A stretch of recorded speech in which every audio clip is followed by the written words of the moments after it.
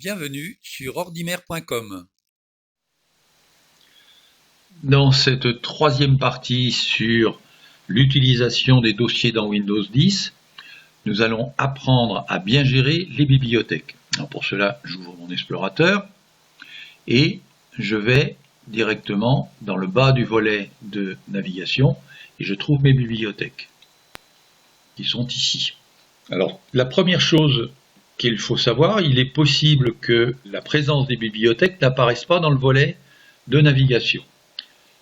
Et pour cela, dans l'onglet Affichage, je trouve la commande du ruban Volet de navigation. Et si je prends la petite flèche de choix, je vois que j'ai une commande en bas, Afficher les bibliothèques. Elle doit être cochée. Si elle n'était pas cochée, eh bien sûr, les bibliothèques n'apparaissent plus.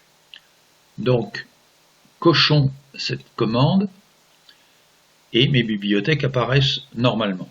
Alors on doit dire sur les bibliothèques que c'est un outil qui existe depuis Windows 7 sur les ordinateurs, dans les explorateurs, et elles sont à tort considérées par beaucoup d'utilisateurs comme des dossiers. Et beaucoup d'entre vous utilisent les bibliothèques exactement comme ils utiliseraient les dossiers qui sont ici dans la partie ce PC.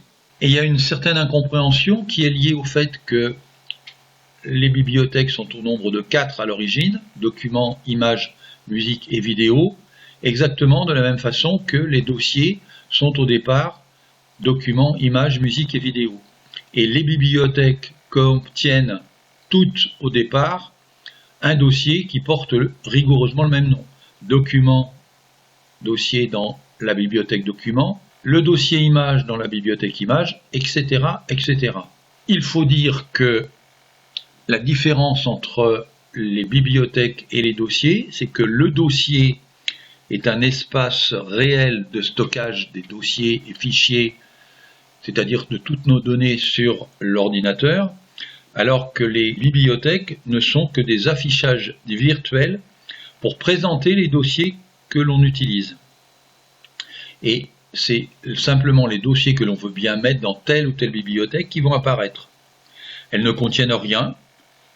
Elle n'affiche que les dossiers choisis par l'utilisateur. La première différence que l'on peut voir, et pour cela je vais afficher deux explorateurs.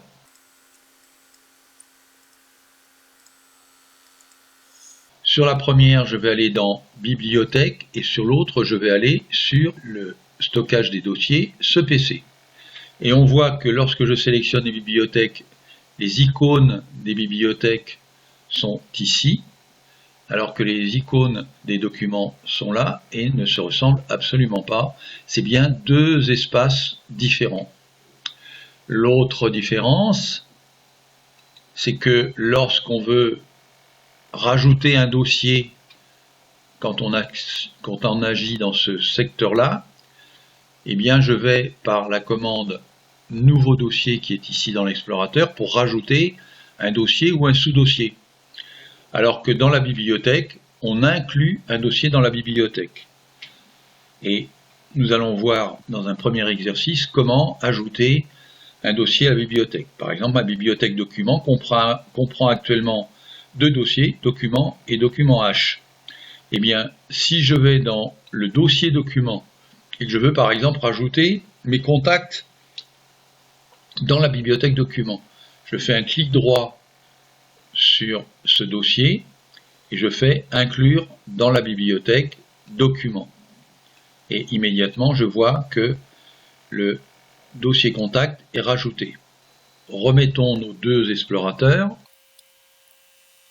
Maintenant que j'ai mis un dossier dans une bibliothèque, si je veux l'enlever, il ne faut surtout pas le supprimer comme on fait habituellement, parce que si je sélectionne contact et que je fais supprimer, c'est rigoureusement la même action que si je le supprimais dans ce PC. Et dans ce cas-là, mon dossier contact disparaîtrait. En réalité, je vais dans la bibliothèque documents, je fais la commande propriété, et là je vois que j'ai bien les trois dossiers contenus dans la bibliothèque. Je sélectionne contact et je vais faire supprimer. Et dès que je vais faire appliquer, le dossier contact va disparaître dans l'explorateur de gauche, mais il ne va pas disparaître d'ici. il est parti de la bibliothèque documents, mais mon dossier contact est toujours présent sur mon ordinateur. Ensuite, je peux créer des bibliothèques. Par exemple, je vais faire bibliothèque nouveau et je vais créer une bibliothèque supplémentaire. Cette bibliothèque, je vais la nommer, je vais l'appeler démonstration ordinaire et dans cette bibliothèque, je vais rajouter des dossiers. Et je peux très bien, par exemple, dans le dossier images, rajouter le dossier image ordinaire, inclure dans la bibliothèque démonstration et je vais rajouter le dossier portrait, inclure dans la bibliothèque démonstration. Je vois donc que maintenant dans cette bibliothèque j'ai deux dossiers et que si je supprime ma bibliothèque, eh bien on va regarder ce que ça donne dans le dossier image. Donc j'ai image ordinaire et portrait qui sont là. Si je supprime la bibliothèque part, mes dossiers n'ont absolument pas bougé. Maintenant que nous avons vu les différentes actions que l'on pouvait faire sur les bibliothèques, la question qui se pose c'est à quoi peut bien servir la bibliothèque ou les bibliothèques qui sont sur mon ordinateur.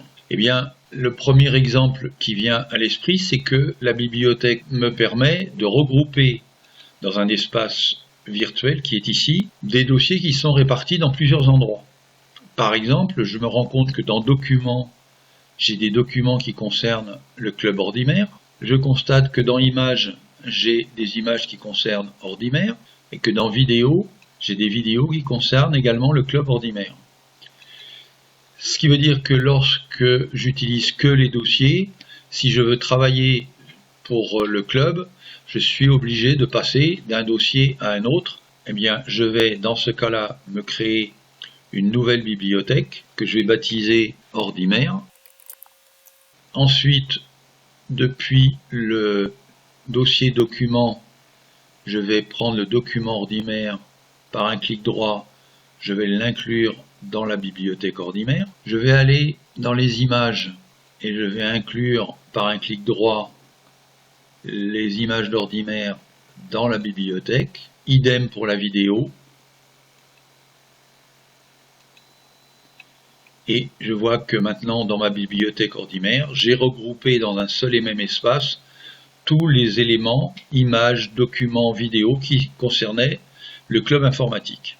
L'autre usage que l'on peut faire des bibliothèques, c'est de regrouper l'affichage de plusieurs dossiers images qui sont répartis dans de nombreux sous-dossiers de cette partie image qui est sur mon explorateur. Et créer une bibliothèque pour ma famille, par exemple, qui regroupe les photos des membres de la famille.